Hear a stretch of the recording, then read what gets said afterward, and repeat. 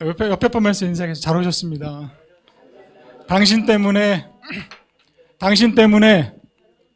우리 교회가 아름답습니다. 당신 때문에 교회가 밝아졌습니다.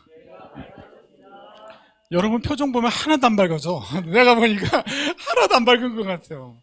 찬양할 때 기쁨으로 막 찬양해야 되는데 박수 치는데도 장례식장 온 줄 알았어요, 여러분. 이 찬양은 기쁨으로 해야 되는 거예요, 기쁨으로. 요즘 트로트가 대세잖아요. 트로트 그 누구하고? 김영광이요? 김영웅, 예, 김영웅. 죄송해요. 테레비를 본 적이 없어. 그냥. 하여튼 잘 알아야 돼, 뭐든지. 임영웅 그 얼마나 인기 많아요. 네가 거기서 왜 나와? 영탁에 또? 죄송해요. 방송 나가는데 큰일 났네, 이거. 뭐, 그럴 때 얼마나 우리가 즐겁게 불러요. 즐겁게 부르고, 막, 신나고. 난 그런 사람들 보면서 부흥이 하는 줄 알았어, 나는요. 교통 우리가 부흥이 할 때 그렇게 신나고, 기뻐하고, 즐거워하잖아요. 근데 찬양할 때도 그러더라니까요. 트로트 부를 때도 그렇게 즐거워해요, 사람들이. 근데 오늘 주일날 교회 와서 찬양하는 거 보니까, 좀 그러지 않은 것 같아요. 여러분 정말 교회 오니까 즐겁습니까? 대답도 안 해요, 이제. 나 내려가서 막 물어볼 거야, 막 이러면요. 여러분 정말 교회 오는 것이 즐겁습니까? 네, 행복하세요? 명탁이 만나는 것보다 하나님 만나는 게 더 좋습니까? 네? 그러면 벌써 얼굴이 밝아져야 돼요. 여러분, 오늘 교회에 나오시려고 할 때 가슴이 막 두근두근 했던 분. 뭐 심장이 뛴다. 오늘 주일날 주님 만나러 가니까 심장이 뛴다. 막 그랬던 분. 그거 봐. 아까 거짓말 했잖아, 다. 신발 좀 신고 좀 키 좀 커 보여야 되겠네, 다. 저는 그냥 가슴이 뛰어서 잠을 못 잤어요. 주님 만나러 가는 게 가슴이 막 뛰니까 너무, 그래서 아니라 설교해야 되니까 부담돼서 내가. 여러분 소풍 가려고 하면 그 전날 밤 잠을 못 자잖아, 우리가. 주일날 주님 만나러 올 때 그런 마음인가요? 아니면 우리 다 회개하셔야 돼. 누구부터? 나부터. 나라니까 다 나만 보고 있어. 자기들은 다 피해가려고 그래. 네, 이 주님 만나러 가는 게 좀 신이 있고 기쁨이 있고 즐거움이 있어야 되잖아. 우리 세 사람 특성하는데 그냥 군인 같아, 그냥. 이 믿음 더욱구 이러니까 되겠냐고, 이게 찬양이. 막 웃으면서 해야지. 안 그래요? 저는 주일날 좀 소풍 오는 것처럼 왔으면 좋겠어요. 좀 주일날 좀 즐거운 마음으로 이렇게 왔으면 좋겠어요. 그 실수 한 번도 안 하시는 오늘 이 목사님 실수하는 거 봐봐. 나 깜짝 놀라서 실수하는 거 보고. 완벽하신 분도 뭐예요? 실수하는 거예요. 그러면 그것을 보고 우리가 막 웃어줘야 돼. 그래야 어떻게 분위기 확 하고 좋지. 막 이러면 목사님 얼마나 당황스러울 거야. 막 이제 안 보이잖아. 막 이러면. 같이 웃어주고 같이 즐거워야 돼요. 하여튼 주일날은 뭐 하자? 네, 즐거워야 된다. 주일날은 좀 즐거워야 된다. 그래야 주일날 주님 만나는 그 기분이 있잖아, 기분이. 그런 기분도 못 내면 이곳에 우리 왜 와 있냐고, 왜. 여러분 솔직히 여러분 설교 들으러 이곳에 오셨습니까? 여러분 여기 찬양하려고 오신 거예요? 각자 한번 질문 속으로 대답해 보세요. 여러분 이곳에 왜 오셨어요? 혹시 저 얼굴 보러 오셨나요? 네? 여러분 왜 오셨냐고요? 대답할 때까지 물어봐, 저는요. 여러분 왜 오셨어요? 이곳에.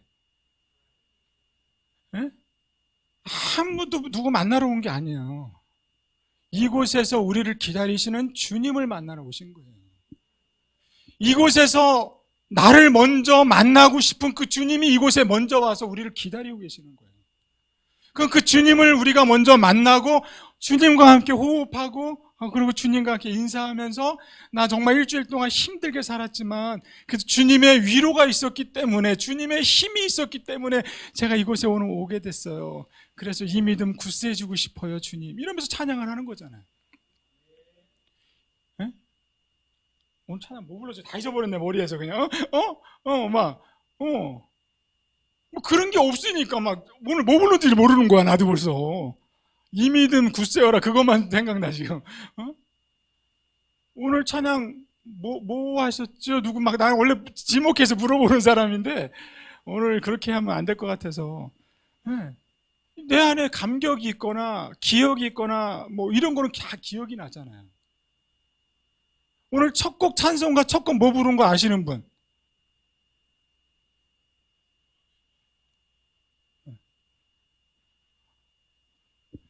어디선가 낯선 목소리가 막 들리는데 순간 당황했어요, 내가 지금. 저는 이렇게 말씀을 이렇게 편하게 하고 싶어요. 이 목사님은 딱 그러잖아. 하나님께서 오늘 막 이렇게 하잖아. 저는 그렇게 못해요. 저는 그냥 즐겁게 이렇게 자연스럽게 하고 싶어요. 그냥 하나님이 오늘 나에게 뭐라고 말씀하시는지, 이 성경의 음성이 오늘 내게 뭐라고 말씀하시는지 내가 먼저 들어야 그걸 전할 수 있거든요. 내가 먼저 못 듣고 막 전하면 그냥 울리는 꽹과리가 돼요. 그런 거는. 그날 말씀이 아무리 좋다고 해도 그건 울리는 그냥 꽹과리예요. 그 꽹과리는 나를 변화시킬 수가 없어요. 그 말씀은요, 나에게 주님을 만나러 가게끔 발걸음을 이렇게 전진하게 하지 못하더라는 거예요. 좀 말씀이 좀 서툴러도, 말씀이 좀 부족해도, 말씀이 좀 이상해도 오늘 그분이 나에게 오늘 말씀하시는구나. 그 한 소절 한 단어 딱 들으면 그 말씀이 나를 기도하게 만들고 그 단어가 주님을 생각하게 하고 그 단어가 주님을 계속 바라보게 하더라는 거예요. 할렐루야. 우리 그런 신앙생활 하자고요. 우리 그런 행복한 큐티교회 되자고요. 네? 우리 그런 풍성한 교회 되고요. 우리 그런 패밀리 교회 되자고요. 내가 이곳에 왜 와 있는지를 생각을 해봐야 돼요. 첫째, 내가 이곳에 왜 와 있나? 그게 생각이 났다면 그분에게 이제 열정을 다 보여야 돼요. 열정. 오늘 물맛이 너무 좋아서 한 번 더 먹어야겠어요. 자, 오늘 한 말씀을 한번 보겠습니다. 다시 옆에 사람 보면서 인사하겠습니다. 당신 때문에 우리 교회는 아름다워집니다. 당신이 있어서 우리 교회는 정말 아름답습니다. 네. 이런 고백이 우리 매일 나와야 돼요. 당신이 있어서 너무 좋다. 당신이 있어서 오늘 밥맛이 너무 좋다. 오늘 김밥 2개 먹을 거야. 나 막 이래야 돼요, 오늘. 근데 뭐 주는 거 안 먹고 그냥 확 가버릴 거야. 나 오늘 이러면요. 이게 안 되는 거예요. 당신이 있어서 교회가 아름다워지면 내가 그냥 가면 교회는 아름다움이 사라지는 거예요. 아름다움이 시들어지는 거예요. 그러니까 어떻게 해요? 어떻게 해야 돼? 그러니까 사모님 어떻게 해야 돼요? 시들지 않게 하기 위해서 어떻게 해요? 그 자리에 있어야 되는 거예요. 그래야 바라만 봐도 그냥 좋은 거예요. 그냥 있어주는 거예요. 누가 옆에 있다고 돈 달라고 하지 않잖아요. 누가 옆에 있다고 뭔가 그냥 옆에 있는 것 자체가 위로가 된다니까요. 자녀들이 부모님 없을 때 일어났는데 막 어두컴컴하고 무서우면 막 무섭고 막 그러잖아요. 그럴 때 어디선가 문에서 문이 착 이러면서 엄마의 모습이 딱 이러면 그때 아이들이 평안함을 느끼잖아요. 우리 그런 거 놓쳤어요. 다 잊어버렸어요. 하나님이 이곳에 계신 줄 믿습니다. 우리 하나님이 저와 여러분에게 함께 하십니다. 마음을 여서, 오늘 첫 곡이 마음을 열어구나. 마음을 여셔서 주님을 마음속에 받는 시간 됐으면 좋겠습니다. 자, 오늘 성경 말씀 같이 한번 읽어볼까요? 1절 한번 읽어봅니다. 자, 1절 시작.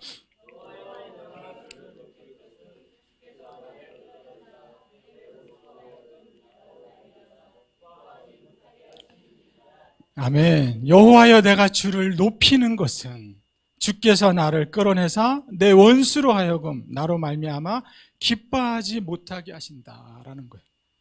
무슨 말이에요, 이거? 네? 저는 좀 이렇게 같이 이렇게 호흡하면서 설교하시는 분이에요. 좀 큐티 교회가 좀 당황할 수도 있지만, 네, 저는 이렇게 편하게. 이게 무슨 말일까요, 여러분? 내가 주님을 높이겠다라는 거잖아요. 네. 내가 주님을 높이겠습니다. 왜 높이는 걸까요? 왜? 주님을 왜 높인다고 생각하세요? 이 시인이.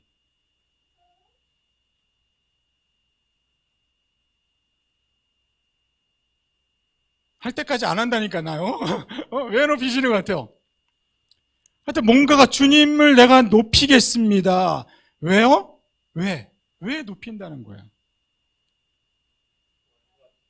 아니지. 나를 뭐요? 끌어내 주셨기 때문에. 내 원수로 인하여 기뻐하지 못하게 하셨기 때문에.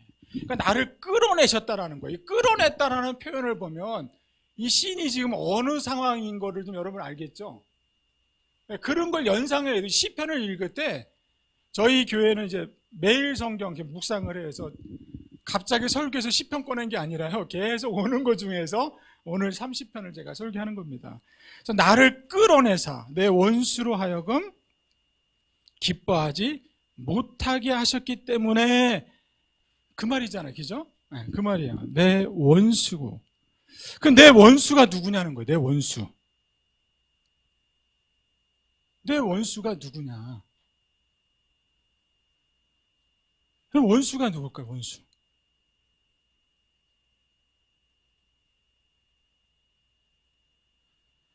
내 원수로 하여금 주님이 나를 끌어내셨기 때문에 원수가 대적이 나로 인하여 뭐하지 않는다? 기뻐하지 않는다라는 거예요. 그럼 하나님이 안 끌어주셨으면, 반대로 하나님이 안 끌어주셨으면 대적이 나로 인하여 기뻐한다라는 거잖아요. 이렇게 1절 이렇게 시작하고 있습니다. 2절 볼까요? 그러면 다시 2절. 이렇게 이제 제가 이제 설교를 하는 스타일입니다. 자, 2절 또 한번 읽어볼까요? 여호와여 내 하나님이여 내가 주께 부르짖음에 나를 고치셨나이다. 내가 주께 부르짖음에. 어디서 불렀다는 거예요? 어디서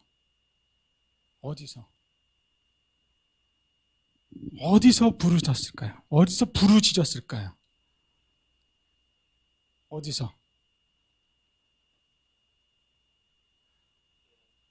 내 자리에서. 어디서? 나를 끌어내셨습니까? 네. 뭔가 자기가 이 빠져있는 뭐 고난이 될 수도 있고 위험이 될 수도 있고 아픔이 될 수 있고 어둠이 될 수도 있는 거죠. 그런 이야기를 하는 거잖아요. 자기가 어려움에 처해서 하나님께 뭐 했다는 거예요? 부르짖었다라는 거예요. 하나님 앞에. 자기가 빠져있는 인생의 웅덩이 거기서 헤어나올 수 없는, 이루 말할 수 없는 그런 환경 속에서 내가 주님을 이렇게 부르짖었을 때 주님이 나를 그곳에서 끌어내 주셨다라는 것을 시인이 이렇게 설명하는 겁니다. 그 얼음에 처해서 하나님께 내가 부르짖었다. 그랬더니 주님이 나를 뭐 하셨다? 끌어내 주셨다라는 거예요. 끌어내 주셨다. 다른 말로 하면 주님께서 나를 고쳐주셨다. 그러니까 끌어내 주셨다, 고쳐주셨다 다 같은 의미예요. 이 단어가 조금 멋있게 표현하기 위해서 나를 끌어주셨다, 고쳐주셨다라는 표현을 쓰는 거죠. 3절 볼까요? 다시 또 한번 읽어봅니다. 여호와여 주께서 내 영혼을 스올에서 끌어내어 나를 살리사 무덤으로 내려가지 아니하게 하셨다. 아멘. 주님은 지금도 저와 여러분을 이렇게 끌어내주고 계십니다. 내 상황이 어둠에 있을지라도, 내 상황이 지금은 좀 좋지 않을지라도 뭐 하는 사람은? 부르짖는 사람은 주님이 우리를 끌어내어 주신다라는 거예요. 오늘 주님의 이끌림 받는 저와 여러분 되기를 축복합니다. 기도할 수 없는 그런 상황이 있을지라도 기도하십시오. 그럼 주님이 끌어주십니다. 3절 보니까 여호와여 주께서 내 영혼을 스올에서 끌어내서 나를 살리셨고 무덤으로 내려가지 아니하셨다. 3절을 보니까 자기가 있던 곳이 어디였다고 설명해요? 스올, 음부라는 거예요. 내 원수가 누구라는 거예요? 우리가 생각했던 그런 원수가 아니라 오늘 문맥상에서 보니까 원수는 음부였다라는 거예요. 음부. 내가 그 음부 속에 내려가 있는데 그 음부 속에서 하나님께 부르짖었을 때 하나님이 나를 어떻게 그 음부 속에서 끌어내 주셨다라는 거예요. 오늘 시인이 그것을 설명합니다. 그리고 나를 끌어내시고 살리시고 고쳐주셨다. 무덤으로 내려가지 않게 하셨다. 여러분, 무덤으로 내려가면 어떻게 됩니까, 여러분? 무덤으로 내려가면 죽는 거예요. 그냥 끝인 거예요. 그냥 끝인 거야. 무덤은 누구만 내려가죠? 죽은 사람만, 시체들만 내려가는 거예요. 하나님이 나를 살려서 땅에 묻히지 않게 나를 끌어주셨기 때문에 주님을 감사하다라는 고백이에요. 그런 어둠 속에서, 절망 속에서, 포기하고 싶은 환경 속에서 주님이 나를 끌어주셨다. 나를 고치셨다. 나를 살려주셨다라고 말합니다. 그런 상황 속에 내가 간구했더니 주님께서 내 부르짖음을 들으시고 나를 고쳐주셨다라고 말씀합니다. 주님께 내 부르짖음을 들으시고 내 영혼이 음부에서 내려가 있지 않게끔 살려주셨다라는 겁니다. 여러분, 내가 주님을 왜 높여야 됩니까? 여러분, 그러면 주님을 높여야 될 이유가 뭡니까? 1절부터 3절이 그걸 설명하고 있어요. 내가 주님을 높여야 될 이유, 내가 주님을 찬송해야 될 이유가 1절부터 3절을 설명하고 있습니다. 사랑하는 여러분, 여러분 속에 찬양이 회복되기를 축복합니다. 여러분 속에 감사가 회복되기를 축복합니다. 지금 트로트로 인해서 찬송을 잃어버리고 있는 이 시대에 트로트를 제압하고 찬송이 여러분의 입술에 있기를 축복합니다. 할렐루야. 4절 한번 볼까요? 4절 또 한번 읽어보면 4절 주의 성도들아 여호와를 찬송하며 그의 거룩함을 기억하며 감사하라. 4절 보니까 누가 나와요? 누가? 주의 성도들아라는 거. 성도들아. 갑자기 시인이 자기가 이제 혼자 하나님께 고백을 드리는 기도잖아요. 근데 그 4절에 보니까 갑자기 성도들아라고 하는 거예요. 성도들아. 갑자기 시인이 혼자가 아니라 이렇게 회중을 이렇게 이야기해요. 하나님께 고백을 드리다가 회중과 하나가 되는 모습들을 보이고 있습니다. 주의 성도들아 여호와를 찬송하라. 감사하라. 원래는 내 영혼아 여호와를 찬송하며 그 거룩한 이름에 감사할지어다 라고 해야 돼요. 개인이 기도니까. 근데 그렇게 하지 않고 성도들아 주의 성도들아 라고 말하고 있습니다. 자기가 기도하고 있는데 하나님이 자기를 구원해 주셨으니까 내 영혼아 그랬어야죠. 그런데 주의 성도들아 갑자기 자기 공동체를 이렇게 설명을 하고 있어요. 회중과 자기를 동일화시키는, 회중 속에 들어가 있는 자기를 포함하고 있는 회중, 교회 공동체들과 함께 주님을 찬양하자고 이렇게 설명하고 있는 거예요. 나를 그렇게 구원하신 주님을 혼자 찬양하는 것이 아니라 이런 회중들과 같이 함께 누구를 찬양하자? 하나님을 찬양하자라고 말씀하고 있는 거예요. 자, 5절 볼까요? 5절 그의 노염은 잠깐이요 그의 은총은 평생이로다. 저녁에는 울음이 깃들일지라도 아침에는 기쁨이 오리로다. 5절은 어떤 느낌이세요? 5절 다윗이 자기가 경험한 거잖아요. 자기가 경험한 것들을 설명하고 있는 거예요. 하나님은 어떤 분이시다? 라는 것을 다윗이 4절, 5절에서 자기가 만난 하나님을 이제 설명하기 시작해요. 하나님은 어떤 분이시냐? 거룩한 분이시다라는 거예요. 주님의 거룩한 이름에 감사하자. 우리 하나님은 거룩한 분이시기 때문에 행함대로 갚지 않으시는 분이시다.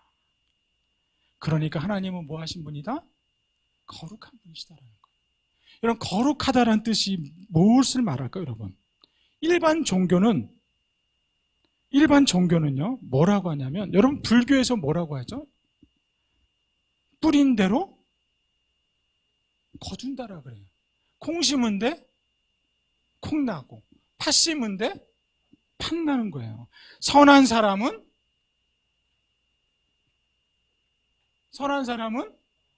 복을 받고,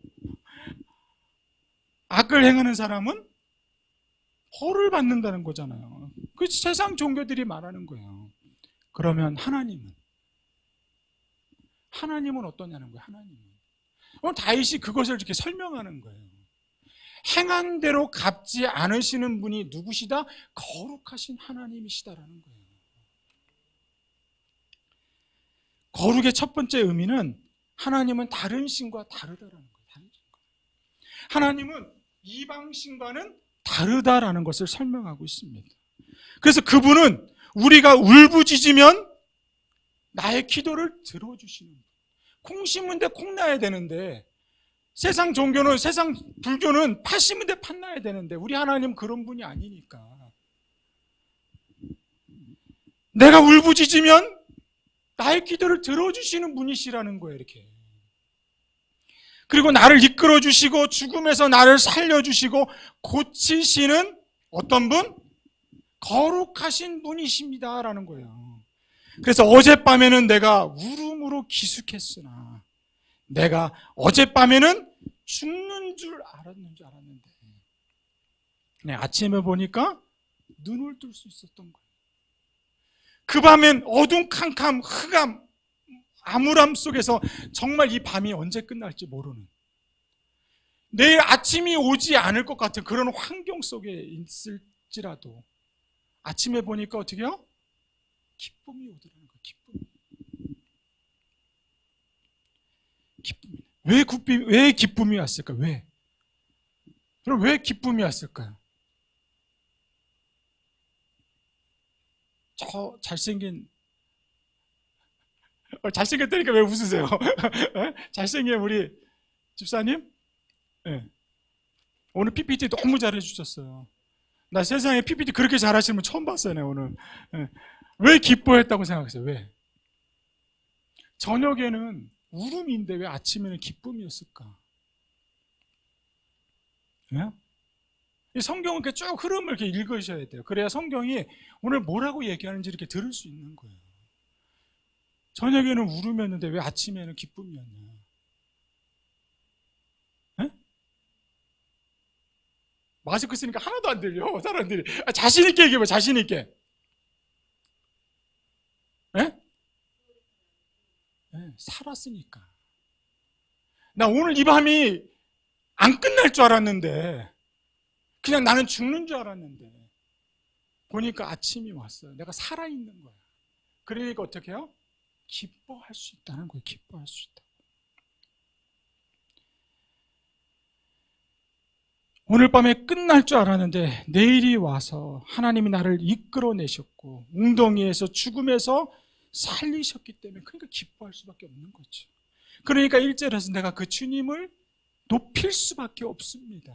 내가 그 주님을 찬양할 수밖에 없습니다라고 고백하는 거예요. 우리 하나님은 거룩하신 분이십니다. 행한 대로 갚지 않으시는 하나님. 만약에 우리가 행한 대로 하나님이 갚으셨다면 우리 이 자리에 있을 사람은 아무도 없어요. 저 같으면 가만 안 두겠죠. 행한 대로 갚으려고 했으면.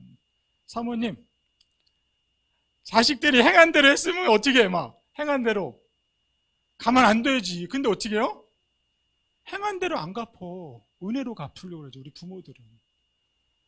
고개 끄덕끄덕 거리시는 아내가 행한 대로 갚으시나요? 나 급여 주면 나도 이렇게 잘 사랑해주고, 급여 안 주면 이러고 그래요? 행한 대로 하고 그러면은요, 못 살아요, 우리가. 다윗이 그것을, 세상 종교는 행한 대로 갚기 때문에 그 신에게 내가 잘 보이기 위해서 뭔가를 자꾸 해야 되는 거예요. 그러나 우리 하나님은 그런 하나님이 아니시다. 행한 대로 갚으시는 분이 아니라 하나님은 노하기를 더디하시고 인자와 은혜가 풍성한 그 거룩하신 하나님이라는 것을 다윗이 자기가 체험하고 회중들에게 그것을 이야기하는. 그러니까 어떻게 우리 그런 하나님을 뭐하자? 찬양하자라고 시를 하는 거예요. 우리 그런 하나님을 찬양합시다.